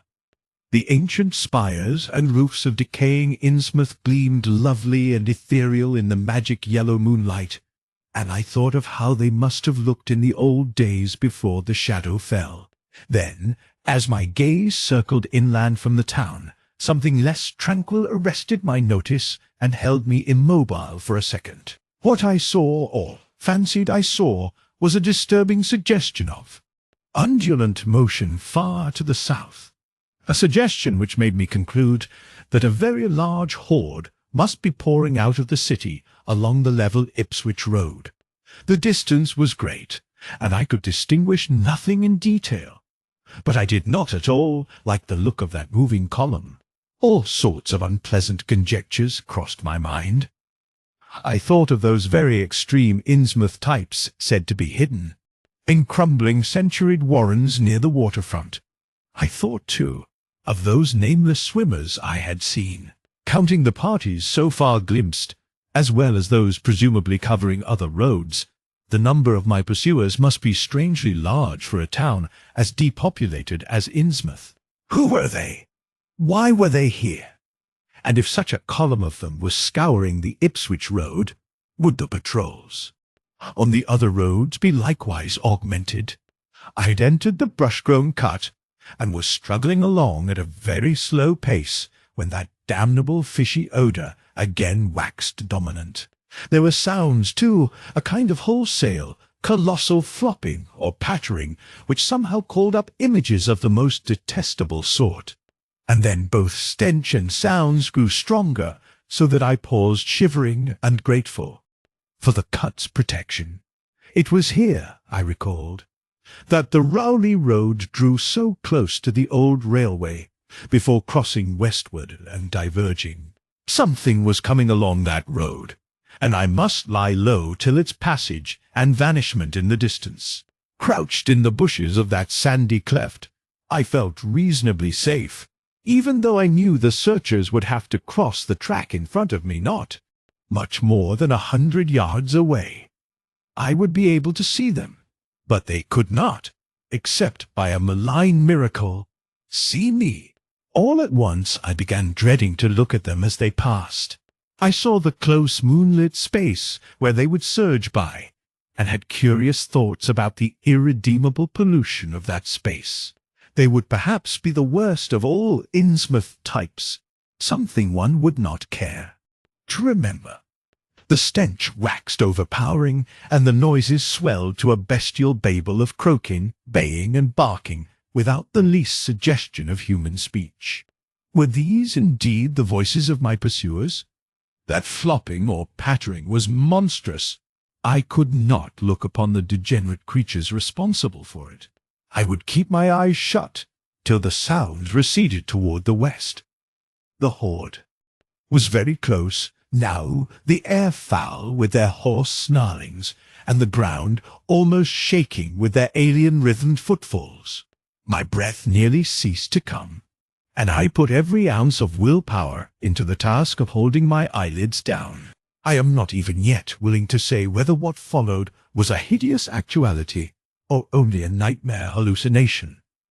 The later action of the government, after my frantic appeals, would tend to confirm it as a monstrous truth, but could not an hallucination have been repeated under the quasi-hypnotic spell of that ancient, haunted, and shadowed town?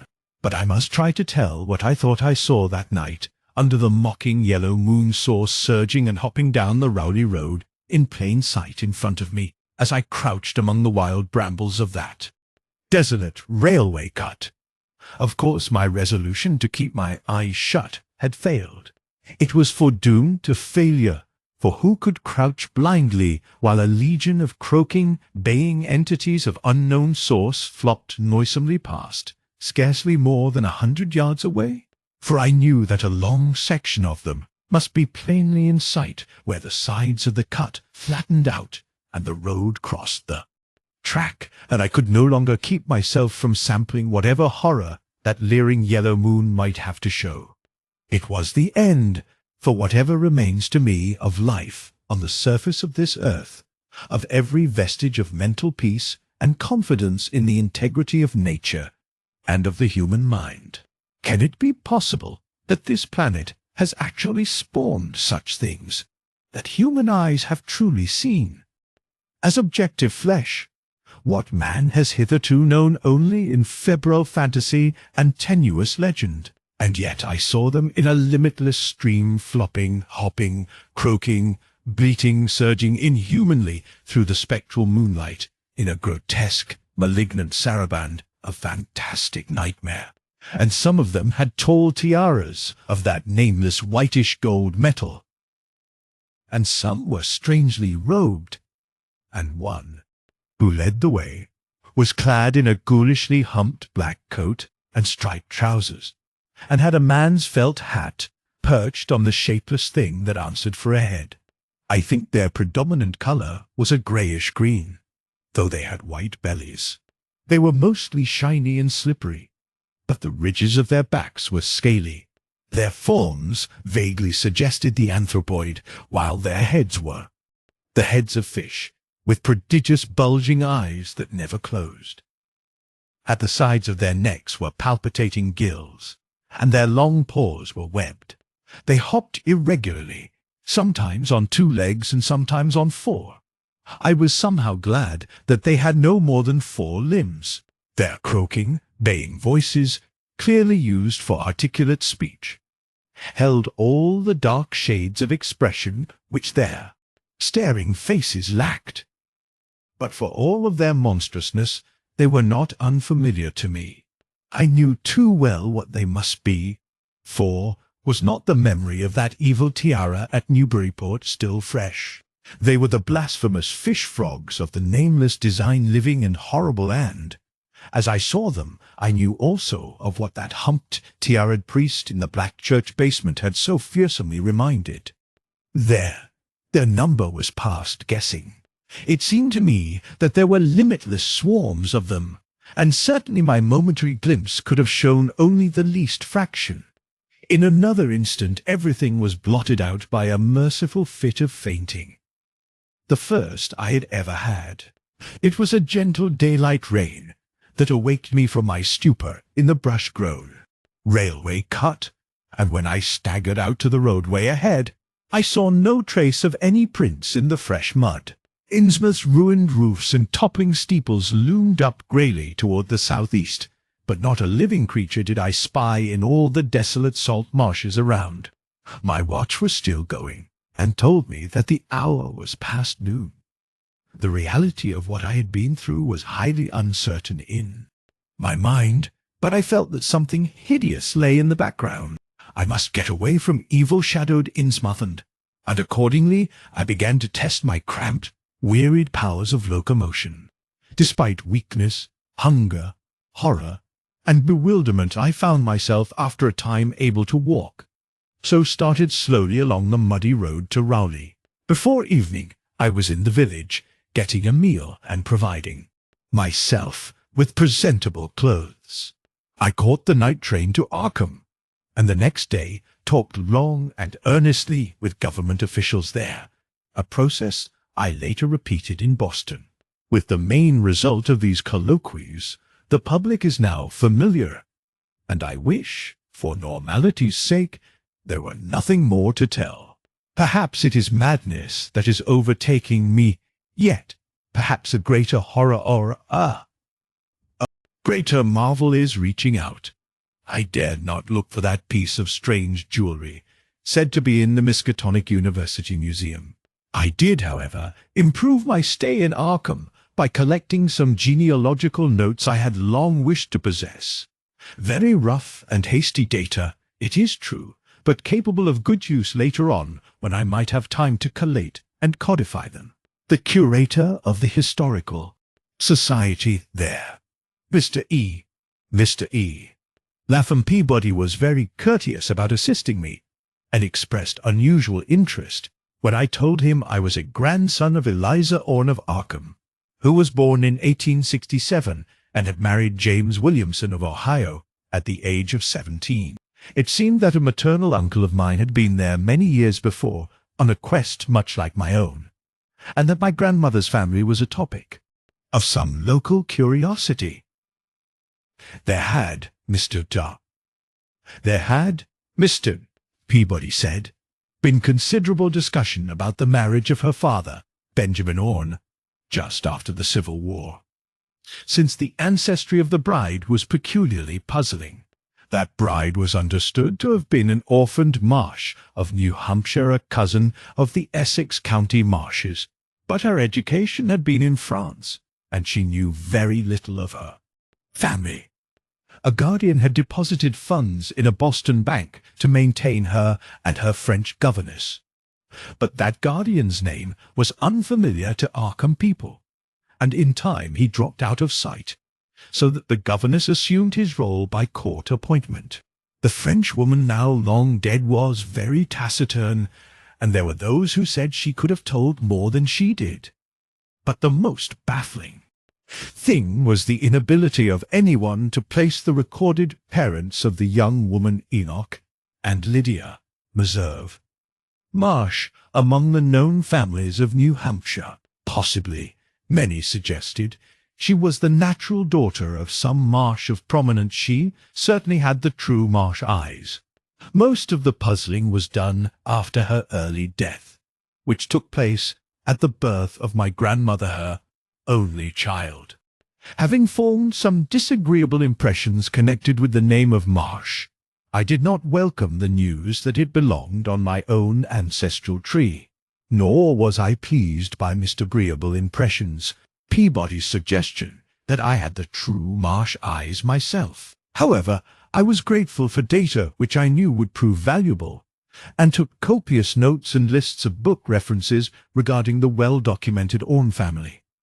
I went directly home to Toledo from Boston, and later spent a month at Maumee recuperating from my ordeal. In September, I entered Oberlin for my final year, and from then till the next June was busy with studies and other wholesome activities, reminded of the bygone terror only by occasional official visits from government men in connection with the campaign which my pleas and evidence had started. Around the middle of July, just a year after the Innsmouth experience, I spent a week with my late mother's family in Cleveland, checking some of my new genealogical data with the various notes, traditions, and bits of heirloom material in existence there, and seeing what kind of a connected chart I could construct. I did not exactly relish this task, for the atmosphere of the Williamson home had always depressed me. There was a strain of morbidity there, and my mother had never encouraged my visiting her parents as a child, although she always welcomed her father when he came to Toledo. My Arkham-born grandmother had seemed strange and almost terrifying to me, and I do not think I grieved when she disappeared. I was 8 years old then, and it was said that she had wandered off in grief. after the suicide of my Uncle Douglas, her eldest son.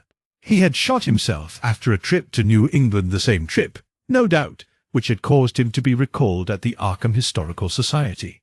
This uncle had resembled her, and I had never liked him either.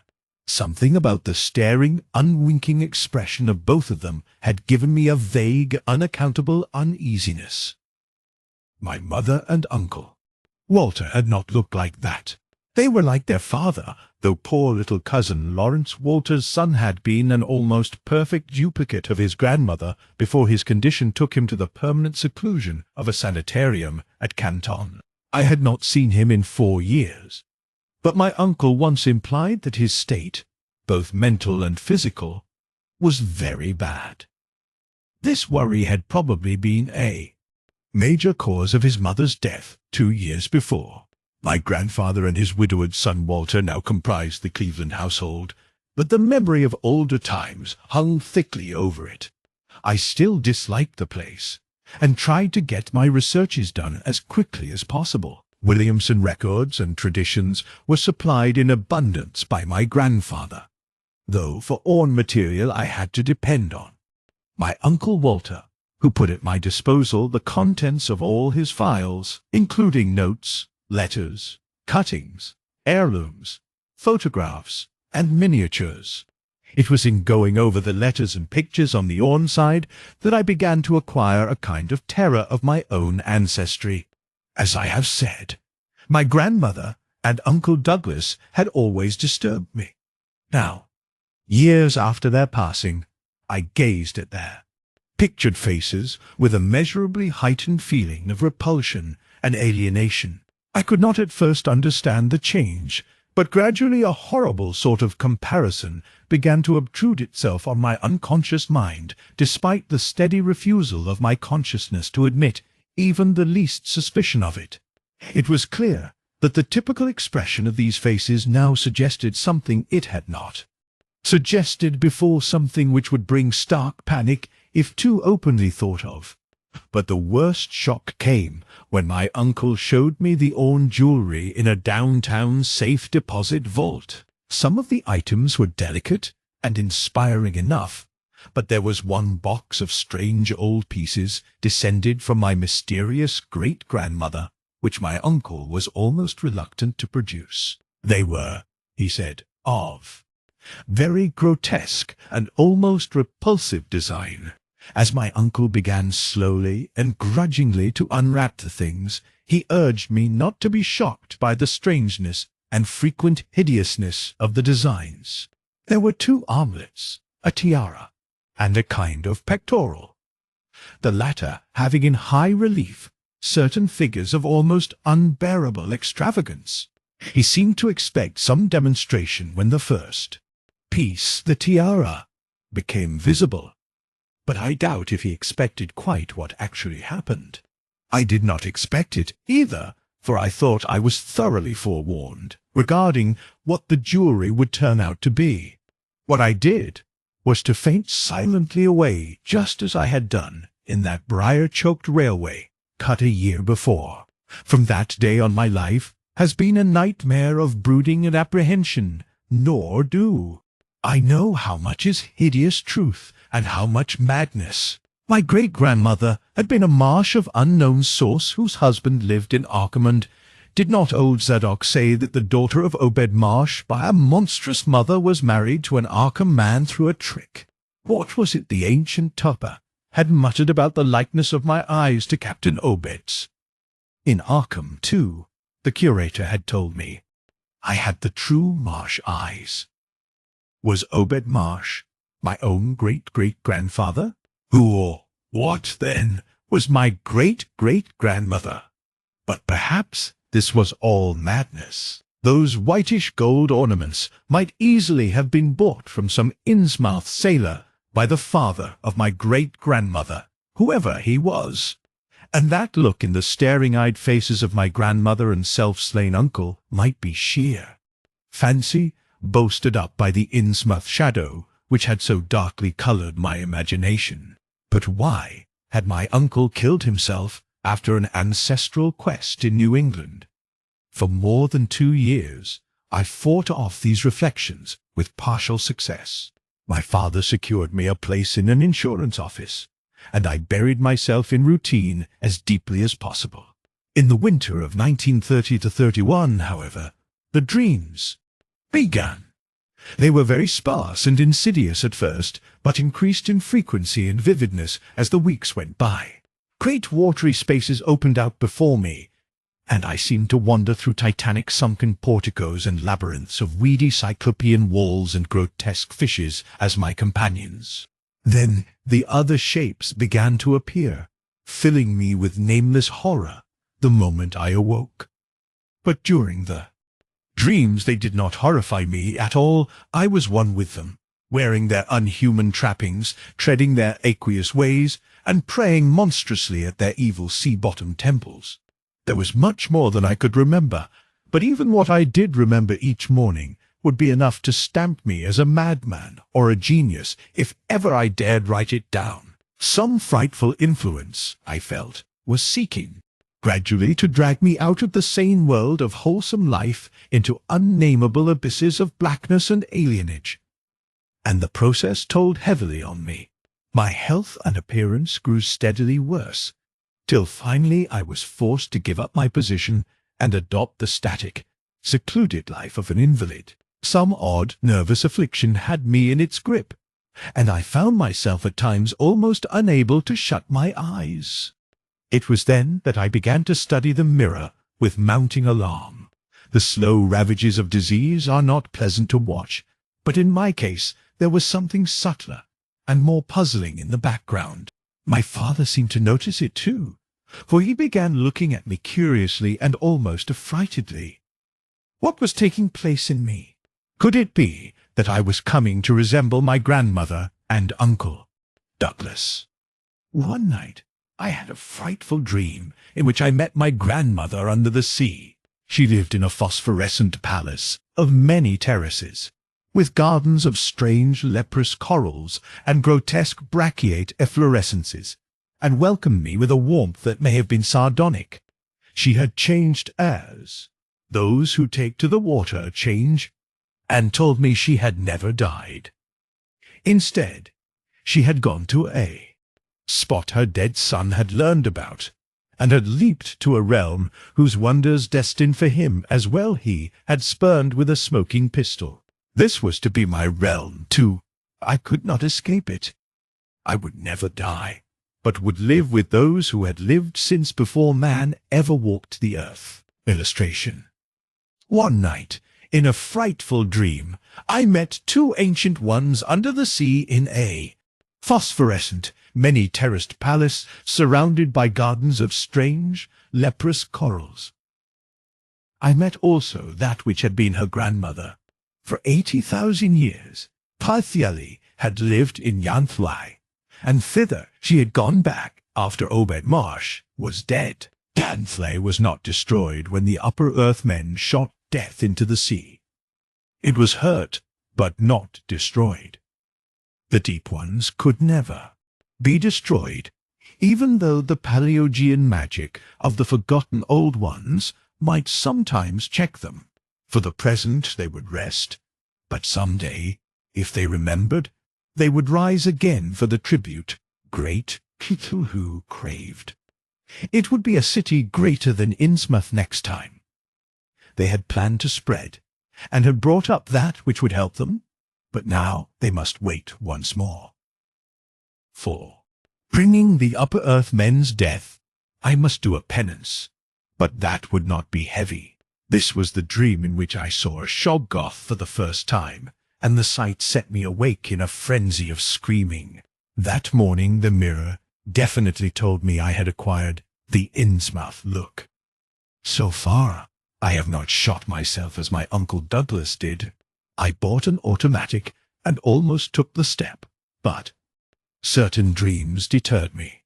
The tense extremes of horror are lessening, and I feel queerly drawn toward the unknown sea deeps instead of fearing them. I hear and do strange things in sleep, and awake with a kind of exaltation instead of terror. I do not believe I need to wait for the full change as most have waited.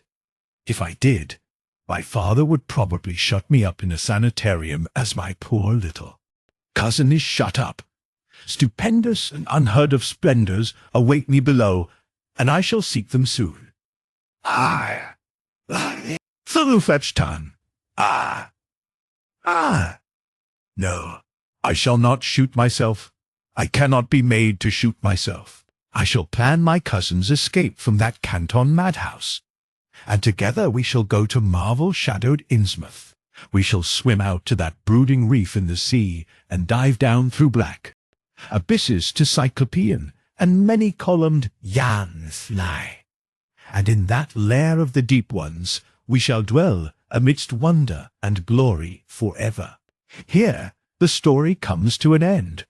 If you enjoy quality English audiobooks uploaded regularly, be sure to subscribe to Driven to Win Audiobook. From timeless classics to modern masterpieces, you will find them all here.